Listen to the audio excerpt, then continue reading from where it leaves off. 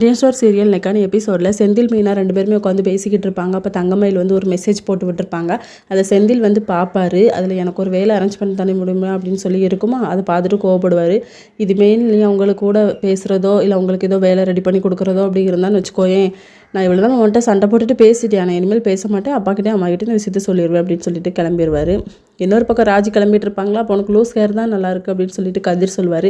அப்படியே வெளியே போவாங்க. ஆனால் கோமதி சொல்லுவாங்க, இப்படி போகக்கூடாது, ஊர் உலகத்தில் என்ன நினைப்பாங்க, நீ பேண்ட் வச்சிருப்பல அதை எடுத்து போட்டுக்கோ அப்படின்னு சொல்லி குதிரவால் போட்டே கிளம்பி பக்கம் பாண்டியன் வந்து வெளியே கிளம்புவாரா. அதனால் அவசரமாக கோமதி வந்து எல்லாமே எடுத்துகிட்டு வராங்க. அவங்க கையில் வந்து சூடாக அந்த பொருள் வந்து கொட்டிடும். என்கிட்ட இந்த நடிக்க வேலை வச்சுக்காது அப்படின்னு சொல்லிட்டு பாண்டியன் வந்து கத்திட்டு போயிடுவார். எனக்கு வந்து கொட்டியிருக்கு, ஆனால் இவர் கொஞ்சம் கூட என் மேலே பாசம் இல்லாமல் நான் பொய் சொல்கிறேன்னு சொல்கிறாரடி அப்படின்னு சொல்லிட்டு அரசிட்ட வந்து ஃபீல் பண்ணி அழுதுகிட்டு இருப்பாங்க.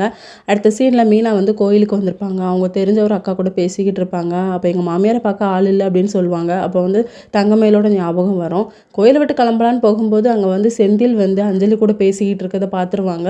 மீனா பார்த்து ஷாக் ஆயிடுவாங்க. நேராக தங்கமயில் வீட்டுக்கு வருவாங்க. வீட்டுக்கு வந்து இப்படி ஒரு வேலை இருக்குக்கா, நீங்கள் பார்க்குறீங்களா அப்படின்னு சொல்லி கேட்பாங்க. எந்த வேலையாக இருந்தாலும் நான் பார்க்குறேன் அப்படின்னு சொல்லுவாங்க. சரி ஃபஸ்ட்டு போய் நம்ம அங்கே சேலரியெல்லாம் எப்படி இருக்குன்னு கேட்டுட்டு அதுக்கப்புறம் பார்க்கலாம் சரி அப்படின்னு சொல்லிட்டு இதோட இன்னைக்கான எபிசோட் முடியுது.